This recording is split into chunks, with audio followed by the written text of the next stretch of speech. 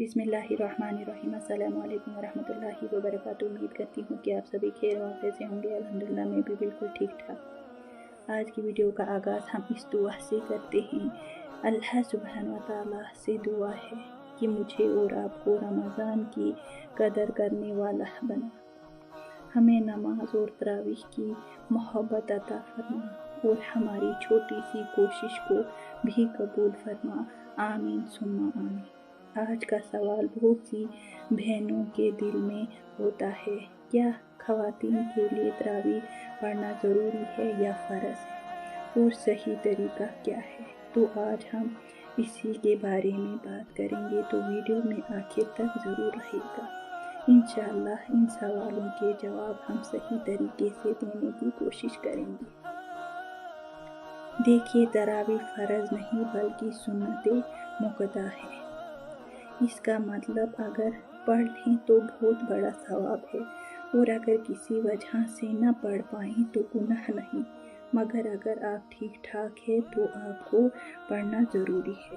तो ख़वातीन के लिए तरावीह का सही तरीका और मर्द हज़रात तो मस्जिदों में ही तरावीह पढ़ना बेहतर है।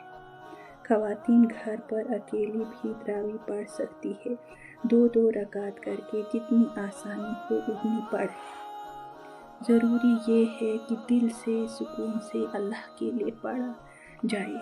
पहले इशा नमाज के बाद यानी इशा नमाज 4 रकात फ़र्ज़ और 2 सुन्नतों के बाद आपको 2-2 रकात करके पढ़नी है। नियत दिल में इरादा होना भी काफ़ी है। अगर आपको नियत करनी है तो आप इस तरह कीजिए, नियत करती हूँ 2 रकात नमाज तरावीह पढ़ने की वास्ते अल्लाह ताला के मुँह मेरा काबा शरीफ की तरफ, और हर 4 रकात बाद ये दुआ पढ़नी है जो कि स्क्रीन पर लगी होगी, और फिर इसी तरह आपको 20 रकात पढ़ लेनी है और आखिर में वितर। अगर आपको 20 सूरह याद है तो एक एक करके पढ़िएगा, अगर नहीं तो 10 सूरह यानी सूरह अलम तरा कैफ़ा से लेकर सूरह नास तक पढ़ लीजिएगा और फिर अगले 10 रकात में रिपीटेड कीजिएगा। वो सूरह भी मैं स्क्रीन पर लगा दूँगी। बस ख्याल रखें, दिल से की हुई इबादत अल्लाह के यहाँ बहुत कबूल होती है, दिखावे की नहीं। अल्लाह सुब्हान व तआला हमारी नीयत और कोशिश देखता है। आप बस दिल से आहिस्ता आहिस्ता पढ़िएगा, रुकू और सजदा लंबा कीजिएगा, बहुत सुकून आएगा इंशाअल्लाह। रमज़ान की हर रात का लम्हा कीमती है।